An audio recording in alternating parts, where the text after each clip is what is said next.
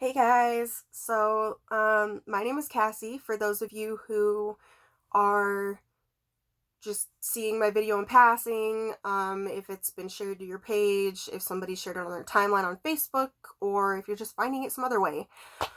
Um, in a nutshell, 2 days ago, I found out. Let me start off with how I found out. So, my daughter had woken up at like 2:30, 3 o'clock in the morning on a Wednesday morning. Um, the 2 days previous, I had been in and out of the hospital. I had had a bad reaction to some nausea medication with stomach bug. It was just a whole deal. Um, so that's just kind of to give you the state of mind that I was in. I was exhausted. I was just not completely with it. I'm trying to bounce back. I'm taking care of the kids. It's the middle of the week, so I have to go back to work. And being a single parent, it's a lot when you've only got two hands. Anywho, I got my daughter cleaned up from her having her accident in bed. I put her back to bed. At this point, I'm sure if you're a parent, you know the feeling. You're just like, forget this. This is bull crap. Like, why is this happening at 3 in the morning? You're frustrated. You're exhausted and you're frustrated because you're like, I have to be at work in a few hours. Um, so I went to go lay back down, and I'm the kind of person where when I wake up, I'm up. Like it's pretty hard for me to fall back to sleep.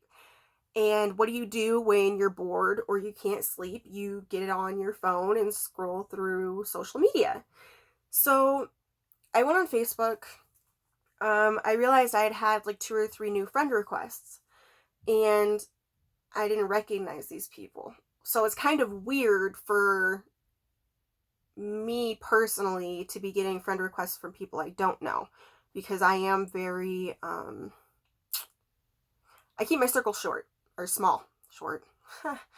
um and one of the friend requests was Tylene Mendez, and I saw her profile picture and little thumbnail. And I was like, "Oh, she looks really pretty." Let me figure out how I know her though, because she doesn't look familiar. So when I go on profiles, I look for four main things. The first thing I look for is their friends list to see who's a mutual friend, because that right there can tip off exactly how I know them depending on who it is that they know that we have in common. The second thing that I look for, she didn't have any mutual friends with me, so that was kind of strange. The second thing I look for is what schools you went to. Actually, I take that back. The second thing I look for is where you're from, because that where you're from and where you are, it could have an indication of like if I've bumped into you, or it narrows it down. The third thing I look for is what schools you went to, because I grew up mainly in foster care, and so I bounced around a lot. And there's a lot of people that I know in passing, but I'm not super duper close with. So I still friend them, just because there's always opportunities to get to know people, get involved in things. My fourth thing that I usually look for is where they work. It's like my last resort thing. Maybe they work somewhere near where I frequent or live, or maybe they work somewhere a family member or a friend has worked, things like that. None of that stuff was popping up answers for me, but I was intrigued. I was like, okay, well, from her picture, she looks very well put together. So, either it's a catfish or spam or something like that. So I was like, let me check out her personal page and see what's available to me. Because usually you can tell if it's just somebody trying to sell you something, or, con you into stuff. So I go to check out the profile, and the very first thing that pops up is this woman. And guys, right off the bat, I realized she looks really familiar. Like, this is kind of weird. I don't know where I know her from, but it's a different feeling of if you were to see somebody and you recognize them from somewhere, it's a completely different feeling. Like, it's similar, but it was strange. I was like, okay, she looks really, like, this is weird. And the caption on her video was something along the lines of, I'm looking for my sister. She was adopted. I need help. And I was like, okay, you know, I see other videos on her page, so I know it's like a personal page. She's using it. And so I'm like, okay, you know, I'll watch this video and then I'll share it for her, because I've heard of stories where people share their journey and how they're trying to find a long lost family member, and you know, they find them. And so I decided to share it. Right after I shared it, I was like, let me watch this really quick. If it's spam or just something I don't want to share, then, you know, I'll just take it down from my page. So I watched the video and she says my name. And it's right at that moment that it clicks that she has my face. Like, guys, I'm watching a video of a woman asking to find me, and she has my face. And I literally just threw my phone to the other side of my bed. I was like, nope. Keep in mind, I'm half asleep. I just dealt with my 5-year-old throwing a temper tantrum at 3 a.m. Like, no. I was like, nope. This isn't happening. I'm just gonna try and go back to bed. And I literally did that maybe 4 times. You know, it didn't even really hit me until I got to work that morning. And I just like, I started to panic a little bit. I'm not gonna lie. I went on break at work and I saw that she had messaged me. And for the rest of the day, I mean, obviously I'm at work, so I don't want my phone out being rude to my customers and my employee or my coworkers and everything. And so I decided to not answer her back. I was really on the fence. I didn't, these kind of situations are hard, and that's part of why I want to share this story. You know, people can get so defensive and so close-minded about certain things these days, and to me, she was a stranger, you know, and so the things that I had to say, I wasn't sure how she would react. My story, I wasn't sure how she would react. You know, I do share bits and pieces of my story, like, in real life, throughout my day-to-day with people around me, just because I want them to understand who I am and where I come from. But, you know, there's things, she's family, so there's things that we're going to be talking about. So there's some things that we have already talked about. There's things we're going to continue to talk about. I'm going to get to the point where I feel more comfortable sharing my story with her. And what's really hard about it is when you're in a situation like I'm in, you don't want people to view your sharing as, I want pity, or I want attention because all this stuff happened to me and I want you to feel sorry for me. And, you know, I think finding out about her and my mom's side of the family has kind of given me the push to break out of that box that I put myself in. Because the reality is, I feel like sharing my story is going to help a lot of people who are in the system understand that it is okay that you went through this. It is okay to talk about it. It is okay to talk about the way that it affects you. Because the things that you go through, even if you had a good experience in foster care, the fact that you were even in foster care is traumatic in itself. It's going to leave long-lasting marks on you, whether they're positive or negative.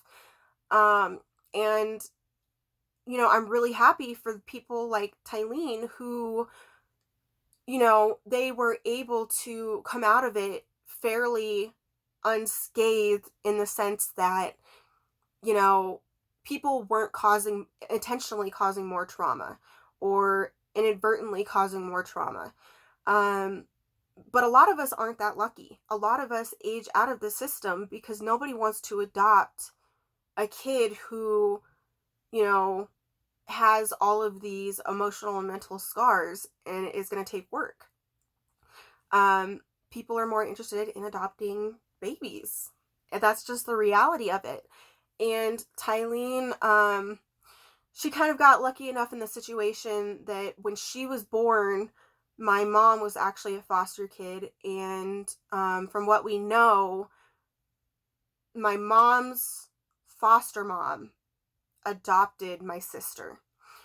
And, so she got really lucky in that sense. And unfortunately, I got adopted later on, and those scars that I had mentioned earlier, that the older kids have, and the time that it takes to put into those kids, it's not for everybody. And sometimes, like in my case, when you've put in that time, you've put in that energy, and sometimes it just still doesn't work.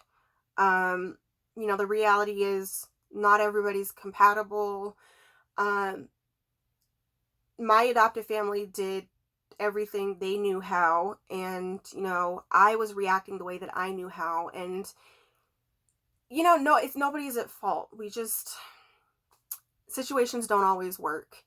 And even as dicey as my situations had gotten, I still consider myself lucky, because I have seen situations that were far worse than mine. So I guess I'm just gonna cut this off here. This is my new YouTube channel. It is geared towards my journey, my backstory, and, I'm kind of hoping that I can turn this into a thing to help other kids who are in foster care heal, and have a safe space to vent about how it has affected their lives, and how they've overcome things. And I am going to say right now that I am a tough love type of person. So I'm not gonna lie, I will ignore some things, just because I'm trying to get the point across that there are bigger scars and bigger issues to growing up and aging out of foster care, and dealing with finding family, than, oh, I was in foster care for a week, and, I'm still really upset about it. And it's like, I'm not discrediting that those people have their trauma. I'm not doing that at all. But I do have a end goal in this, and I do have, certain things that I want to focus on. So, I took myself off of some of the Facebook groups that I was in, just temporarily. I do plan on going back. So for those of you who are friends with me on Facebook, or who see this, if people start asking questions or anything, because I know I was getting bombarded with messages and friend requests, and, all of a sudden I disappear from the groups. I just want all of you to know that I am going back to the groups. It's gonna happen. I just need to kind of like take a moment to step back and try to process everything. I'm probably not going to get to all the messages and questions, and I'm hoping that most of those questions are answered with my new vlog, and this YouTube channel, and, all my videos and everything. Yeah, so I guess that's about it. The other thing I guess I should mention is my sister and I are trying to find a way. We know that there's some agencies out there and stuff that will help physically connect families in this situation. Being that I am a single parent, it is hard for me to come up with, funds and make up for the money missed at work if I were to travel out there. We both have our lives and our families. And so she has reached out mainly on her end to see if a news station or something will pick up our story and help us connect. The main reason we're doing it on her end is because my birth father, his side of the family is actually out in her area as well. And so the hope is that somehow I can find a way to get to her, and I'm not only, spending time with her, I can meet other people in my family. It's going to be a lot. It is going to be like a tremendous amount of obviously love and compassion and just embracing each other, but it's also going to be a big ball of emotion. It's going to be a lot to take in. And that's something that I'm in the process of preparing myself for. But if you guys know of any resources, if you know of any places, please share this video. If not for that, then just to help people, just for hopefully other people will see this and realize, okay, well, I don't have to suffer these emotions and all this trauma alone. I don't have to shoulder this and not say anything, because just realizing she is alive, that my mom's side of the family is alive, and that they're actually physically here on Earth has been so, I can breathe. Like, I feel like a whole person. Just knowing that there's my dad's side and my mom's side. It sounds strange. It's probably something that a lot of people aren't going to understand unless they've been in the situation, which is fine. But my main goal with this video is just for people to realize that they're not alone. The feelings that you feel are valid, and you should be able to talk about it. You should be able to express it, because whether or not you like it, it's part of who you are. I realized that I've been carrying myself a certain way my entire life. And the moment I found out about her, this weight just lifted off my shoulders. A lot of questions, a lot of doors were able to be closed. I came to peace with a lot of things. I just feel like it's taken a lot of stress and anxiety off of me.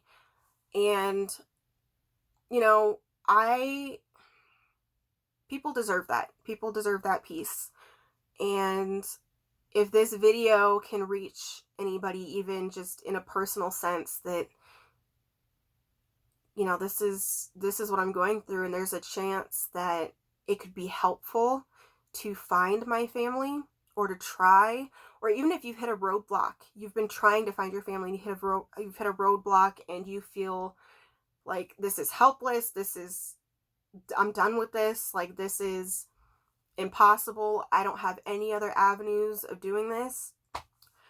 I encourage you to keep looking. I encourage you to keep trying, because if Tylene had not kept trying, neither of us, we would have just kept living our lives the way we were living. And we've both agreed that we felt broken in a sense. We felt like a piece of us was missing, and now we don't have to live like that. So it's something that I want other people to experience. It's something that I'm hoping I can help encourage for other people.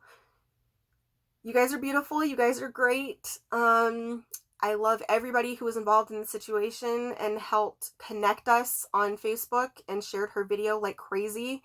Even after she found me, the video was still being shared like thousands of times, and she was like, this is going viral, I don't know how to stop it. And yeah, I'm just gonna call it for today. That's pretty much all I have to say. I really hope that you guys share and enjoy this video. I'm planning on making more, so don't worry. I will keep everybody updated and in tune with what's going on. So me and Tylene have a lot of stuff in the works. We have even in 2 days, we've already organized like so much stuff to work towards that. We feel like that now that we're in the public eye, we want to be able to use this opportunity to not only get our story out there and to be heard, but to also educate people and help people through their journey. So share, share, share. Um, Leave comments, subscribe to my YouTube channel, whatever makes you guys happy to do with this video, what you will. Thanks, guys. Bye.